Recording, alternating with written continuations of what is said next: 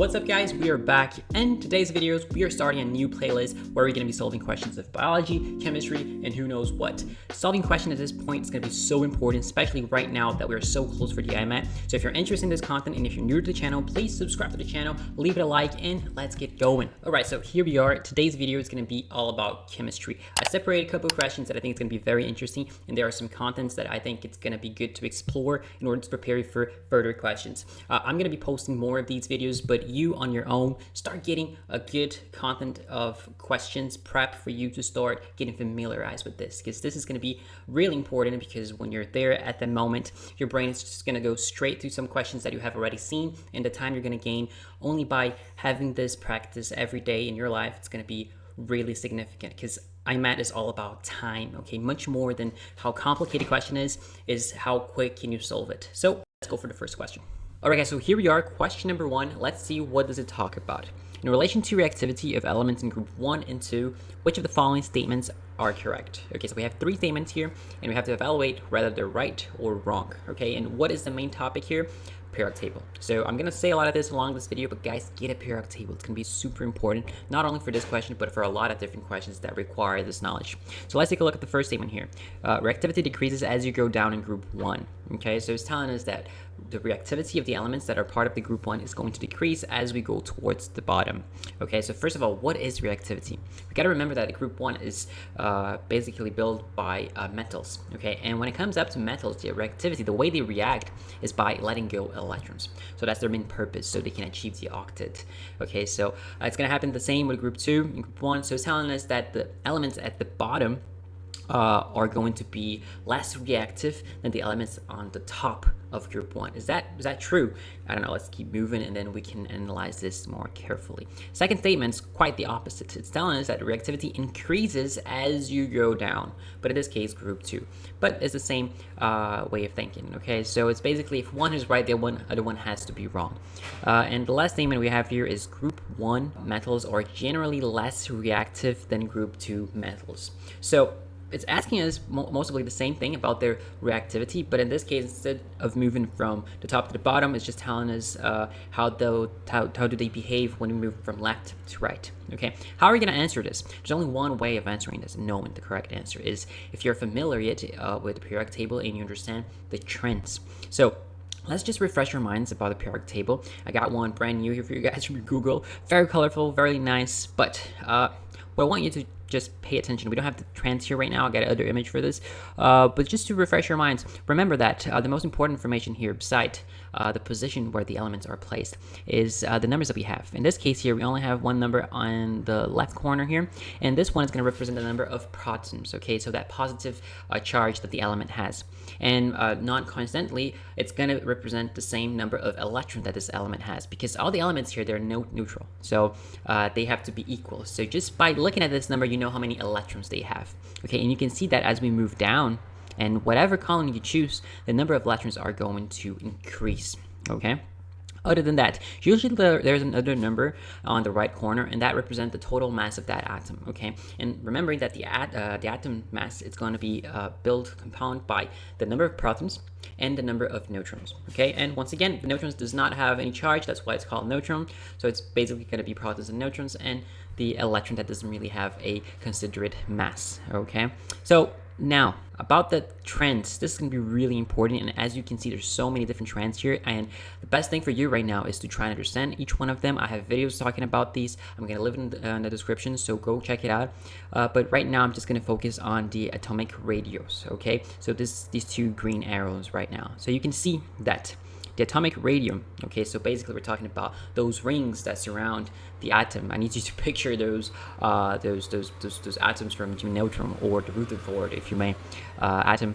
You're gonna have that central sphere that's gonna be the protons and neutrons, and you're gonna have those rings, okay, that is going to be surrounding the molecule. That is basically going to be the place we're going to place the electrons. So you can see that the atomic radius is increasing from the top to the bottom, and it makes sense because I just told you that every time we look at any column, you're going to see that the number of electrons is going to increase from the top to the bottom. So it's natural to think that we're going to have to need more space to accommodate all those electrons, okay, since they're growing towards this direction. Okay, so the atomic radius, how wide this atom is going to increase decrease as we move down, okay? And on the other hand, we're gonna have this atomic radium increasing as we move from the right to the left.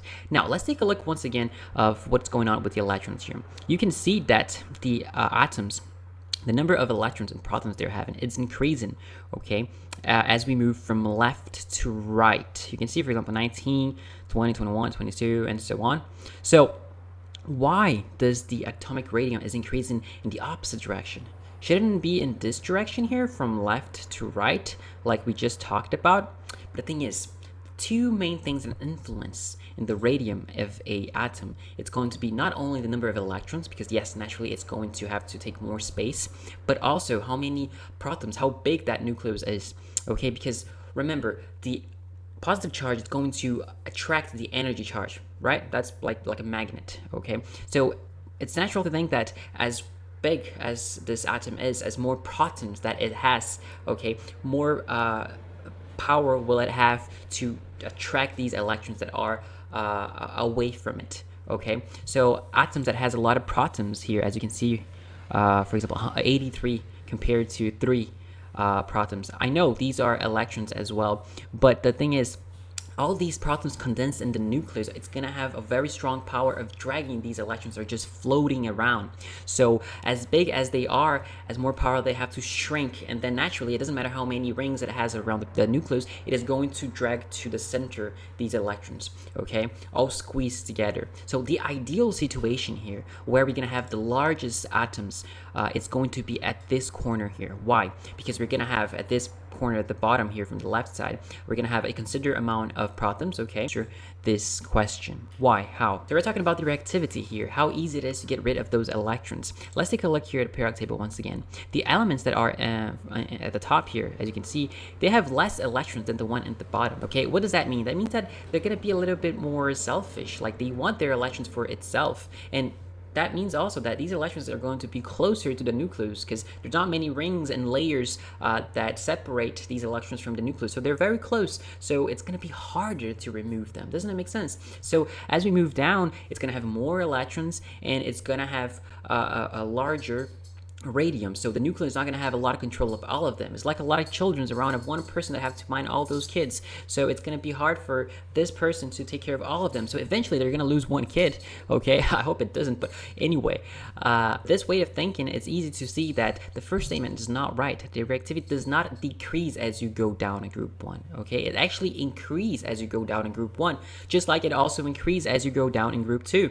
Okay, so their activity is going to increase as you go down in group 2. Statement 2 is absolutely correct. All right, so now statement number 3 is telling us that group 1 metals are generally less reactive than group 2 metals. So that makes sense. Let's take a look here once again. We can still use that knowledge of the radium of the atoms to answer this.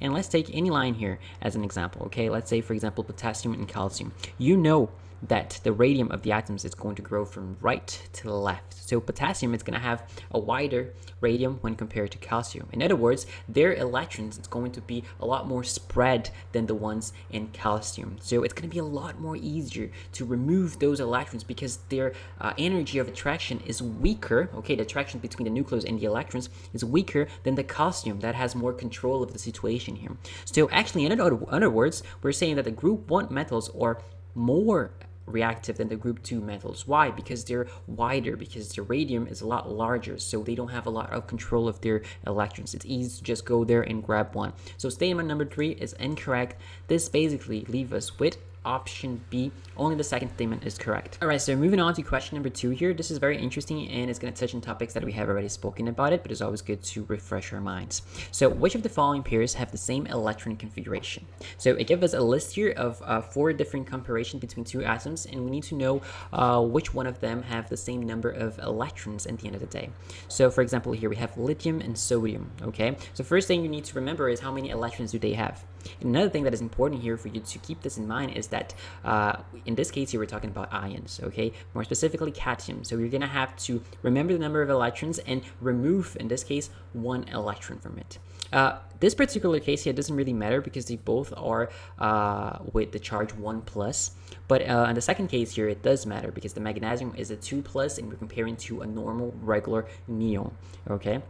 And the third one here is going to be the sodium 2 plus compared to the neon, and the fourth one, the oxygen 2 plus compared to a regular carbon atom. So the key here to answer this is to remember the electron configuration of each one of these atoms, okay? Now, I know there are like some elements here that could be a little bit challenging to remember, like neon, for example, but there are other elements here that, guys, you need to know. You need to know how many electrons these atoms has. Once again, how are you going to know that? By having a periodic table, by bringing it with you wherever you go and looking at the elements. Especially these are elements like oxygen, carbon, sodium, magnesium. Like these are regular atoms that's going to show up in different situations, and that you need to know the number of electrons. Okay, so once again, periodic table. This one is really nice. It looks like a gamer keyboard, but let's just focus on what really matters here: the sodium, magnesium, okay, oxygen, carbon, the neon right here, and remember here we have the number of electrons. Each one of them. Let's make the first comparison here. Lithium plus and sodium plus. Okay, lithium has 3 electrons and sodium 11. So even if we're moving those electrons, they're not going to have the same number of electrons. No way. Second option here, magnesium 2 plus and neon. Magnesium has 12 electrons, but we're removing 2 electrons because it's a cation 2 plus. So we can see that as having 10 electrons. And who are we comparing with? Neon, that has what? 10 electrons. Perfect match. So 10 and 10, they have the same electron configuration. So option number 2 is absolutely correct. Let's take a look at the last 2 options here. Sodium 2 plus. Sodium 2 plus, it will come down to 9. And we already know that neon has 10 electrons. So it's not a good match. Oxygen 2 plus and carbon. Oxygen has 8 electrons, but we're talking about 2 plus. So see this as 6. And carbon, normal carbon, 6. Again, perfect match. So option 2 and option 4 is what we're looking for. So this is basically what you have to have in mind in order to be able to sort these questions, okay? I also give here a little bit of an explanation if you want to just print this, like screenshot. If not, let's just go down to letter E. That is what we're looking for. Let's move on. Third question. All right, so next question here, very interesting. We're going to be able to explore a couple of concepts here, and we're going to have this. So vitamin C molecular formula right here can be artificially synthesized from glucose. Okay, so glucose can become vitamin C. What type of reaction is this likely to be? Okay, so basically, what are the differences we have here? So glucose, you know, the molecular formula, very important for the photosynthesis and Krebs cycle. And what is the difference? The main difference here is that we are losing hydrogens. Okay, so we're coming from a situation that we have 12 and we're going to 8. So is there any other differences here? Nope, that's basically it. So what are the options that we have? Letter A, dehydration. Dehydration, what is that? Basically losing water. Okay, you know that. So you're losing water, that means losing what? H2O. So 2 atoms of hydrogen, 1 of oxygen. Is this going on? Is this happening here? Absolutely not. Okay, we are only losing hydrogens. There's no oxygens being lost here. Okay, there's the same amount in both cases. So can it be dehydration? Nope. Can it be hydration? Also not, because we're still talking about H2O. So that's not the case. Then we're gonna have oxidation or reduction. Okay, interesting options here. Or displacement. Could it be displacement? So in this case here, we're simply having one molecule becoming the other by losing hydrogen. That's it. Okay, we don't have a interchange of atoms here between the molecules. Okay, so there's no displacement going on here. So it couldn't be the letter E. So we are between letter C or letter D. So oxidation. This is a very important concept as well, not only for questions like this, but for different questions that only required you to understand who's oxidizing, who's reducing, and what's going on. Okay, how many electrons is being transferred. So oxidation is basically when you lose electrons, okay? And reduction is the opposite, when you receive electrons. But in this concept here that we're talking about, like organic chemistry, let's put it in this way, when we're dealing with oxygen or dealing with hydrogen, we can say that whenever we have a molecule that receives oxygen, okay, a molecule of oxygen, it is going to understand that it's being oxidized. Okay, why? Why is this happening? Because oxygen is a very electronegative atom. Okay, it has a very strong electronegativity. Okay, we're going to be talking about this in the future. So that means that whenever it's into the party, okay, it's in the pool of atoms of that molecule, it is going to drag those electrons, okay, towards him. The electrons will still be there, but it's going to create like this bubble, this cloud of energy, where the electrons, that instead of being distributed equally among the molecule, it's going to be all concentrated to him. So it's going to feel that it's losing electrons, even though that it's there. So when you add oxygen to this this group, it is going to oxidize. Okay, but when you add hydrogen to this group, it is going to reduce.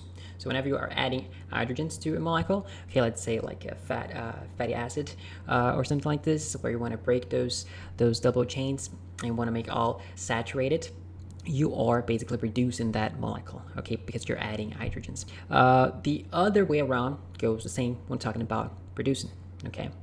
When you remove oxygen, you're going to be reducing, okay, so you're kind of releasing that pressure from that molecule. So removing oxygen is like reducing, but we're not focusing on oxygen because nothing's going on with oxygen here, but we're focusing on in the hydrogen. Okay, what's going on here? We are removing hydrogen. So removing hydrogen, I need you to think about this, that whenever we are removing hydrogens, we are oxidizing, okay, and when we are adding hydrogen, we're going to be reducing. So we're just saying this to try to explore these different possibilities for you to be prepared.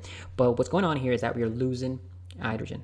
Okay, so if we're losing hydrogen, we are going to be oxidizing. So basically, that's the mindset you're going to have to answer these type of questions. When talking about oxidizing or reducing, we can talk about different things, okay? But when it comes up to organic chemistry, usually understanding who oxidize and who reduce, depending if you remove or add oxygen or hydrogen, it's going to be the key. Okay, let's move on. Question number 4. Okay, we're gonna have a question here with a lot of statements, and we're gonna have to evaluate them whether they're true or false. Okay, so we're gonna have 4 different ones here, and it's interesting because with each one of them, we're gonna be able to explore different aspects. Okay, so let's go one by one. I think it's gonna be easily this way. If I just read everything and then say, oh, this one is the right one. No. Okay, so first statement here is saying that NaCl has a stronger ionic bond than MgCl2. So we're both talking about here metals and non-metals bonding through ionic bond, and it's telling us that NaCl has a stronger ionic bond. Is that true? First of all, whenever we're talking about the strength of a bond, we have to remember Coulomb law. Okay, so this is a formula you can use for a lot of things, even in chemistry, in physics. But what I need you to remember is that there's going to be 2 main things that are going to influence the strength of this bond. One of them is how far or how close they are from each other, and how many electrons are being shared. Okay, as you can see here, we're going to have a constant, the strength of each one of them. But as far as they are from each other, okay, as far as they are from each other, as weaker as going to be this bond, okay, because they are unversed here, and as more charge as they have being shared, okay, as stronger it's going to be this strength. So that means that, well, first of all, okay, we can see here that there's more electrons being shared with magnesium than with sodium. Okay, so the chlorine here is sharing a lot more electrons with magnesium than the sodium. That makes sense, right? Because the magnesium is part of the second group here of the periodic table, and the sodium is the first group.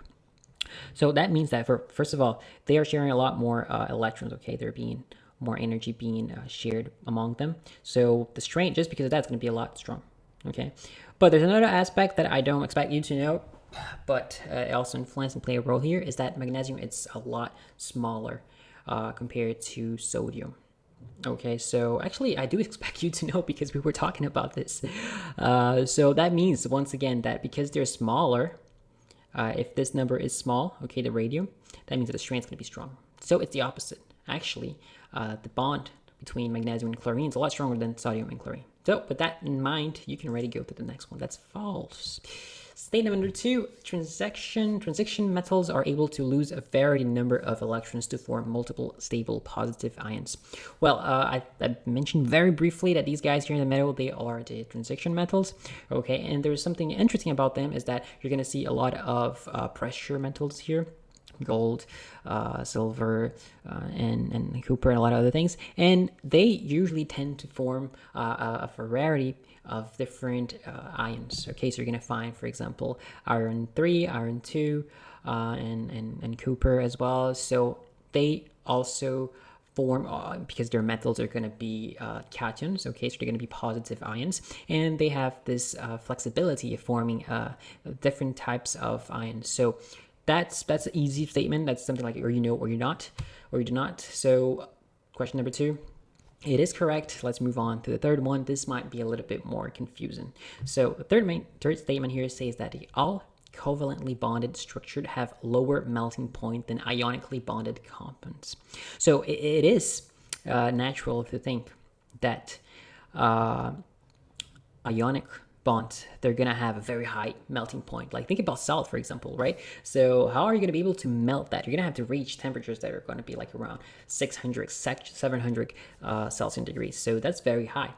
But there are some covalent bonds. Not talking about water, not talking about the regular stuff, but that they're going to have a very high melting point as well. Okay, so there are these guys, we don't usually talk about them there often, but the covalent network solid. Okay, they're called network because they usually are gathered with a lot. They're large structures, they're very big, they're very organized like a network, and they are also going to have a very high melting point. Okay, just a very good attention to, for example, graphite here.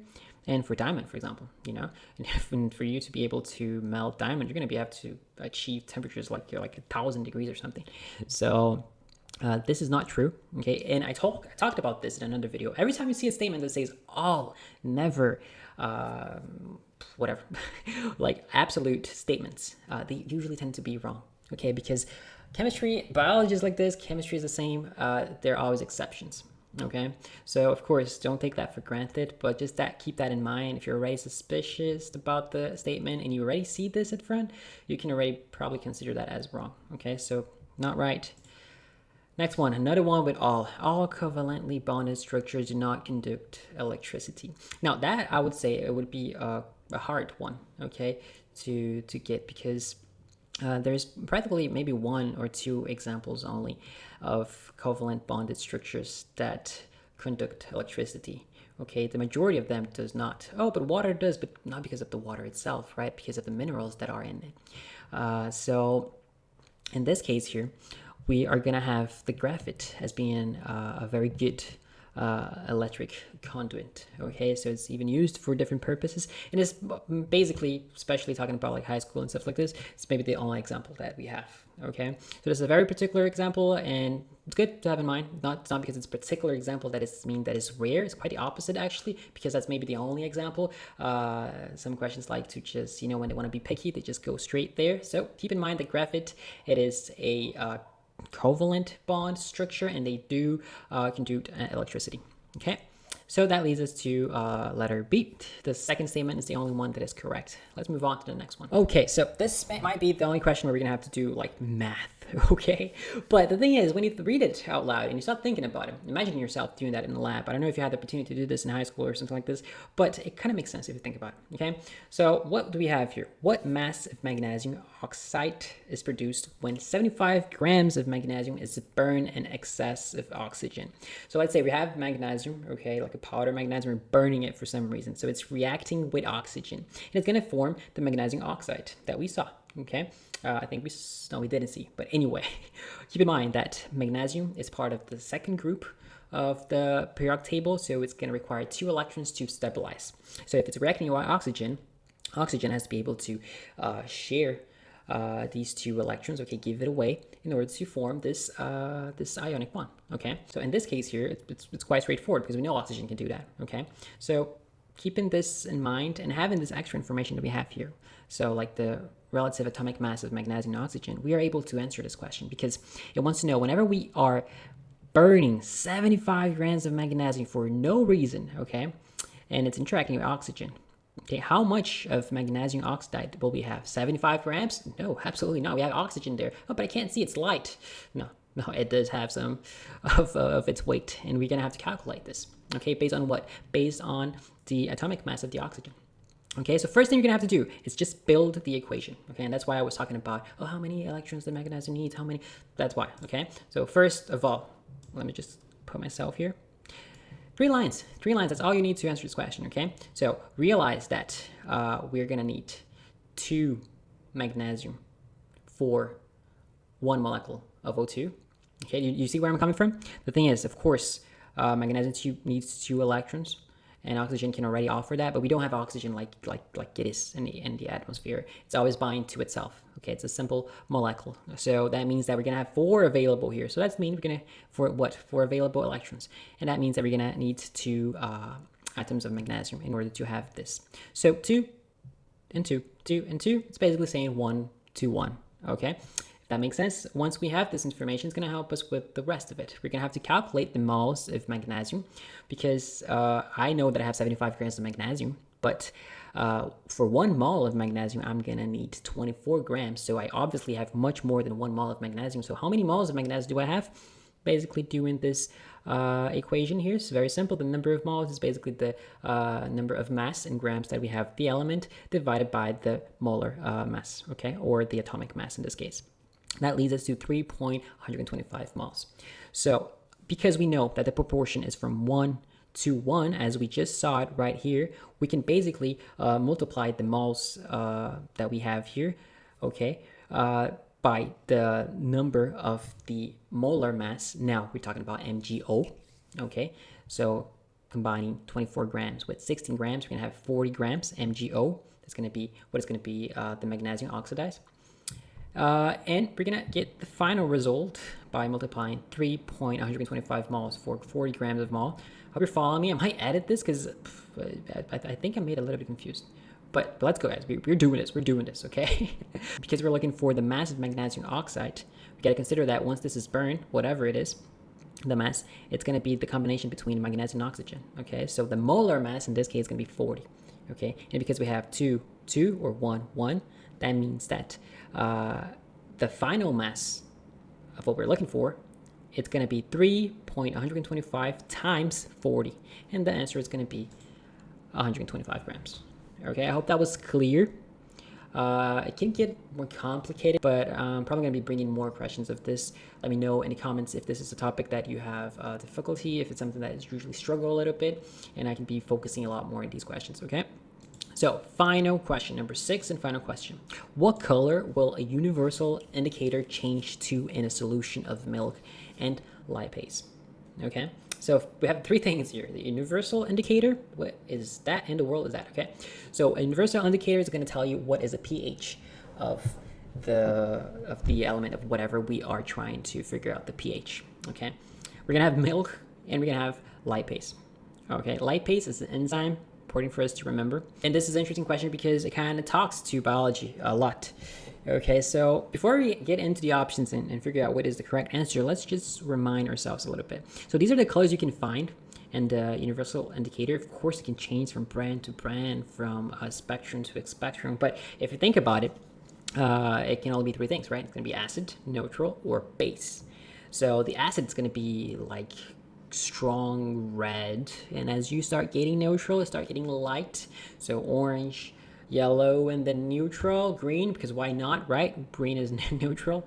And then base, it's going to be blue, purple, and so on. The way I remember is like, okay, so acid, something we don't like, is basically you're coming from down the earth, from hell, okay, let's say. It's acid over there, and it's very warm, and it's fire, so red. And as you go towards the sky, okay, to heaven, you're going to have to cross the earth. That's going to be a neutral spot, okay? And what do we have in the earth? A lot of green stuff, a lot of plants. And then, of course, when you reach a nice place, basic place, whatever you want to call it, you're going to have the sky that is blue, and blah, blah, blah, okay? So it might be important for us to keep this in mind. If it helps you anyway, you just find your best way to remember things. That's other than that, we talked about lipase. So we're going to have these enzymes acting in our intestines. And basically what they're going to do, they're going to break the fat, okay, the triglyceride more specifically. They're going to break down these into smaller pieces because that's what enzymes does, okay? So a little picture here, and it's breaking down the substrate into 2 smaller pieces so our body can absorb them better. So, okay, glycerol and fatty acid. So you can imagine whenever we break these, it doesn't matter where it is, it's going to be acid, okay, because it's a fatty acid. So what are the options that we have? Okay, green to orange, red to green, purple to orange, yellow to purple. First of all, the milk itself, okay, what is the pH of the milk? Well, I hate to break it to you guys, but it's not basic.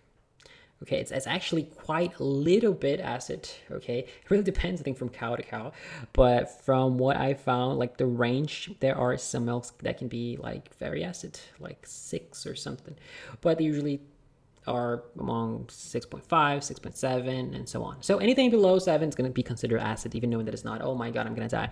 But it's not basic, okay? The reason why some people take milk, by the way, just because it's with some heartburn or something, it's because the texture of the milk and other properties can help our stomach, but it's not because it's basic.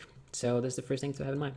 So if it's a little bit acid, okay, we're talking about a color that's going to be like maybe green, yellow, okay, one of these two options.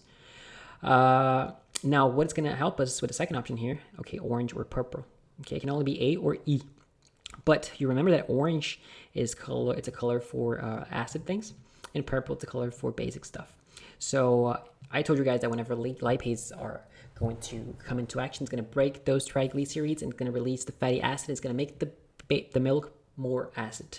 So we're talking about from a situation where we're going to have milk being green to orange. So that's what we are looking for, letter A. Okay, we made it 6 questions. There's a lot more I want to bring, but for now, that's going to do. I was going to write a little bit more things around here, but basically what I want to leave for you all is, guys, get a periodic table. It's going to be very important. Print it if you can. Make it yourself, even better. Make it pretty. Write down the important informations and memorize. Okay, guys, memorize. The elements are going to be important. Memorize the trends that you're going to see in the periodic table, because I can assure you guys, these things are enough for at least half the questions of chemistry. Okay, so find your own way to memorize these things. Find any like mnemonics stuff, techniques. There's a lot of things out there you can use to memorize them. And whenever you're doing questions, try to understand them completely, even the ones you got it right. Okay, like why? Because there's always going to be a detail that you're going to be like, oh my god, I did not know that, and that's going to help you for the next question. So okay, I'm going to leave it right here. I really appreciate you guys watching until this point. I hope you enjoyed, and if you did, don't forget to like the video and subscribe to the channel if you're new, and I'll be seeing you all in the next one.